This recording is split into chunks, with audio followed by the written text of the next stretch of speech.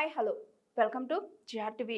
మాది రైతుల పక్షాన నిలిచిన గర్జన, మీది పబ్లిసిటీ కోసం చేస్తున్న భజన.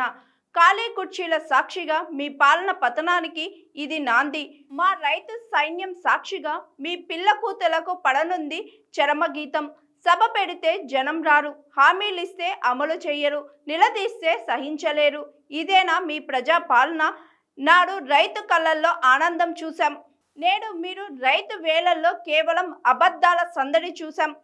జన సముద్రాన్ని చూసి జడుసుకున్న నాయకులు మైకు దొరికితే చాలు మతి లేకుండా మాట్లాడుతున్నారు. రైతులు మీ వైఖరిని తెలిసిపోయింది, మీ అబద్ధాల కోట కూలిపోయింది. ఎమ్మెల్యే నాయని రాజేందర్ రెడ్డి తన వ్యక్తిగత మైలేజ్ కోసం, అధిష్టానం మెప్పు కోసం, భవిష్యత్తులో మంత్రి పదవి కోసం మాట్లాడుతున్నాడు.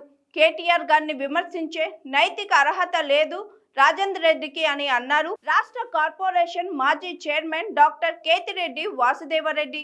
నేడు బీఆర్ఎస్ పార్టీ ఆధ్వర్యంలో రైతు సంగ్రామ సదస్సు జనసంద్రం అయితే తట్టుకోలేని కాంగ్రెస్ నాయకులు మతి భ్రమించి ఒక పక్క వారి యొక్క రైతు మేళాలు వెలవెలబోతున్న ఆ ఫ్రస్ట్రేషన్ నుంచి వెళ్ళి మరి వరంగల్ వెస్ట్ ఎమ్మెల్యే ఇష్టం వచ్చినట్లు మా నాయకుడు పార్టీ వర్కింగ్ ప్రెసిడెంట్ కేటీఆర్ గారి పైన నోరు పారేసుకున్నాడు.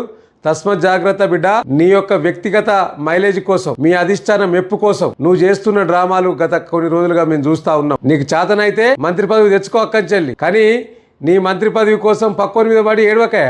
కేటీఆర్ గారి మీద విమర్శించే నైతిక అర్హత ఉన్నదా నీకు? అసలు ఆయనే 4 సార్లు ఎమ్మెల్యే గెలిచిండు, 2 సార్లు మంత్రిగా చేసిండు. ఆయన కెపాసిటీ ఏదో తెలుసా నీకు? అనేక రాష్ట్రాలు పోటీ పడ్డా అనేక ప్రపంచ దిగ్గజ కంపెనీలను హైదరాబాద్కు తీసుకొచ్చిన చరిత్ర కల్వకుంట్ల తారక రామారావు గారిది.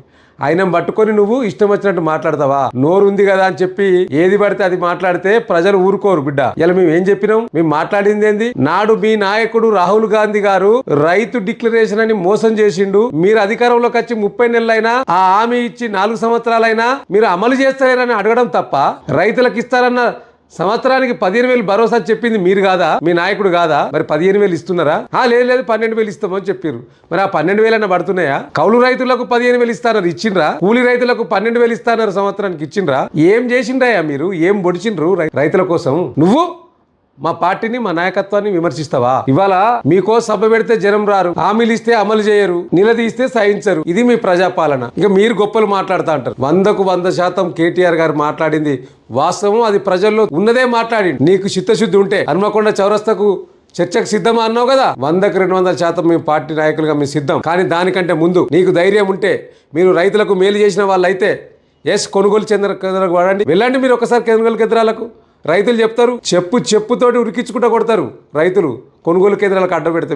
మీరు మా యొక్క రైతు సంగ్రామ సదస్సు సక్సెస్ ను తట్టుకోలేక పెడబొబ్బలు పెడతావు. కాబట్టి నోరు అదుపులో పెట్టుకుని మాట్లాడు నాయన రాజేందర్ రెడ్డి. ఇష్టం వచ్చినట్టు మాట్లాడితే, ప్రభుత్వంలో ఉన్నాం కదా మీది ఏది మాట్లాడినా చెల్తుంది అనుకుంటే, ఇది డెమోక్రసీ, ప్రజాస్వామ్య దేశంలో ఉన్నాం మనం. కాబట్టి నోరు అదుపులో పెట్టుకుని మాట్లాడితే బాగుంటది. మీ నాయకుడు రేవంత్ రెడ్డి ఎట్లా మాట్లాడుతున్నావు, నువ్వు గట్టిగా మాట్లాడుతున్నావు. ఈ రాష్ట్ర ముఖ్యమంత్రి చిల్లర మాటలు, చిల్లర చేష్టలు రాష్ట్ర ప్రజలందరూ గమనిస్తా ఉన్నారు. కుక్క కాటుకు చెప్పుదెబ్బ అన్నట్టు మీ రేవంత్ రెడ్డి మాటలకు సమాధానం కేటీఆర్ గారు మాట్లాడితేనే కరెక్ట్ ఉంటుంది. శృతిమెత్తగా మాట్లాడితే కుదిరేటట్లేదుగా. కాబట్టి పెద్దోళ్లను విమర్శిస్తే పెద్దగా అయిపోతామని అనుకుంటున్నావు. ఈ నెలలో, వచ్చే నెలలో మంత్రివర్గ పునర్వ్యవస్థీకరణ ఉన్నదని మంత్రి పదవి కోసం పాకులాడుతున్నామేమో. పాకులాడుకో, కానీ మా అధినాయకుని పట్ల ఇష్టం వచ్చినట్టు మాట్లాడితే తస్మత్ జాగ్రత్త. Hi, this is Swathi.